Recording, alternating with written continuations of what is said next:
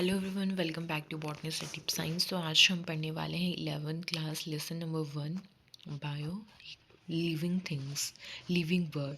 तो living things क्या होते हैं, यानी कि जो चीज़ें ज़िंदा है, रिस्पायर हैं, सांस ले रही हैं, खाना खा रही हैं, उन्हें जीने के लिए एनर्जी चाहिए, एटीपी चाहिए। एटीपी को क्या बोलते हैं? Energy currency of the cell. अब living things example plant, animals and human beings, ये सारे क्या हैं? आपके लिविंग थिंग्स हैं।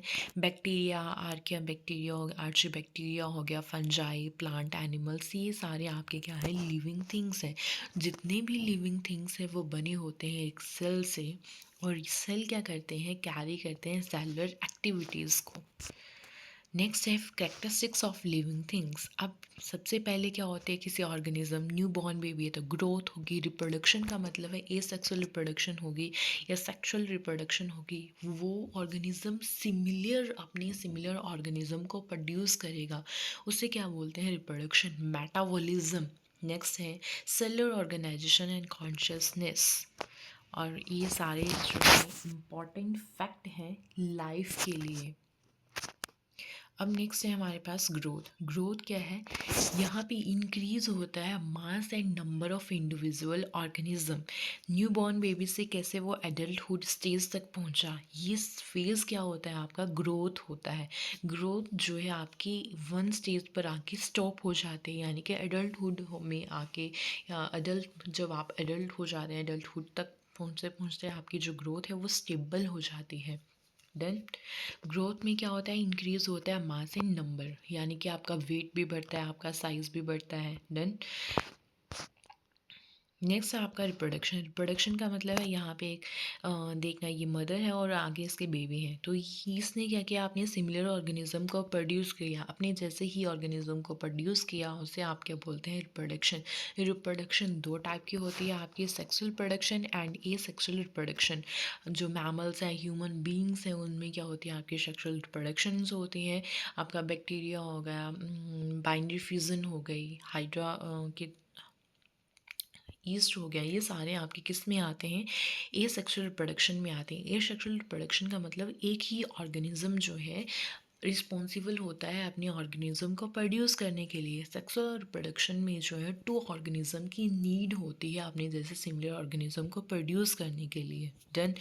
रिप्रोडक्शन का टॉपिक्स आपको समझ आ गया होगा। नेक्स्ट है यहाँ पे मेटाबॉलिक। अब मेटाबॉलिक का मतलब है जो भी आप खाते हैं, खाना खाते हैं, खाने से आपको क्या मिलती है? एनर्जी मिलती है। डन। एनर्जी जो भी आप खाते हैं, तो आप जो बैलेंस डाइट लेते हो उसमें carbohydrates, fat, minerals, vitamin C, ये सारे होते हैं। जब आप खाना खाते हैं, ड्रिंक करते हैं, तो फूड पार्टिकल्स को, छोटे छोटे पार्टिकल्स में वो ब्रेक हो जाता है। जो आपने खाना खाया होता है, उन मॉलिक्यूल्स, खाने के मॉलिक्यूल से एटीपी बनता है, और एटीपी को क्या बोलते हैं? Adenosine triphosphate. और जो एडिनोसिन ट्राइफॉस्फेट है उसे energy currency of the cell बोलते हैं। और जब बॉडी को लगता है एनर्जी की नीड होती है, तो एटीपी क्या करता है? उसे एनर्जी देता है बॉडी को। डन। अब बॉडी में जो है केमिकल वेस्ट जो है वो भी रिलीज़ करने होते हैं। तो इसके लिए क्या होता है? जैसे केमिकल वेस्ट होते हैं, जैसे CO2 है, बॉडी से आउट करना है, ठीक है। वाटर हो गया, हीट, आपकी बॉडी गर्म होती है तो हीट के थ्रू भी क्या होता है? आपका जो मैकेनिज्म है वो बैलेंस रहता है बॉडी का। Metabolism, heat. मेटाबॉलिज्म में क्या होता है? केमिकल रिएक्शन चलते हैं आपकी बॉडी के अंदर या कि लिविंग सेल्स के अंदर। बॉडी के अंदर हम किस चीज़ से मिलके बने हैं? सेल से मिलके बने हैं। एंड करेक्टरिस्टिक्स ऑफ मेटाबॉलिज्म क्या है? करेक्टर है लिविंग थिंग्स का, और नॉन लिविंग थिंग्स में जो है मेटाबॉलिज्म एक्टिविटी नहीं होती है।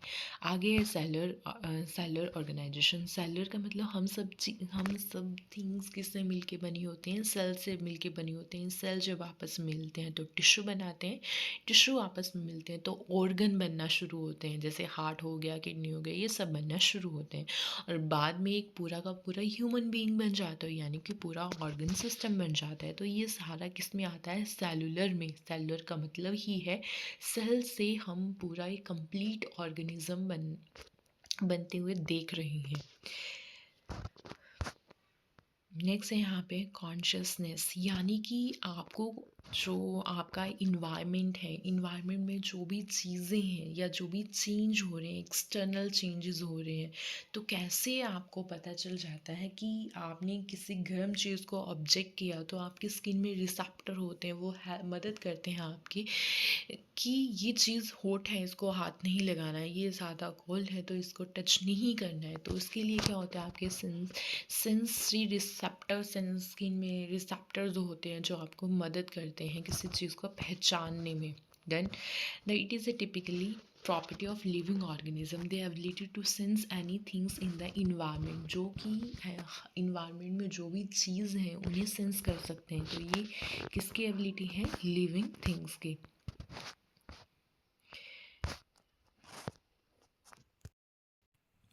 अब लिविंग थिंग्स जो हैं अपनी बॉडी के जो इंटरनल टेम्परेचर है उसको मेंटेन करके रखते हैं ताकि वो इन्वायरमेंट के अकॉर्डिंग वो सरवाइव कर सकें।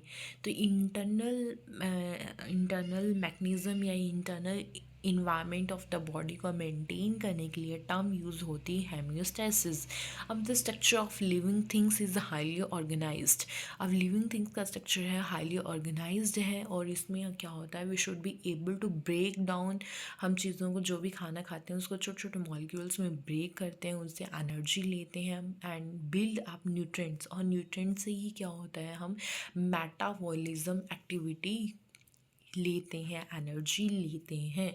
And the ability to adapt to changing environmental condition, और हम अपने आप को वैसे ही ढाल लेते हैं जैसे इन्वायरमेंटल कंडीशंस आते हैं। जैसे ठंड आ गई तो हमारी बॉडी जो है, हम अपनी बॉडी को वैसे ही मेंटेन कर लेते हैं with the help of metabolism activity या मेटाबॉलिक एक्टिविटी।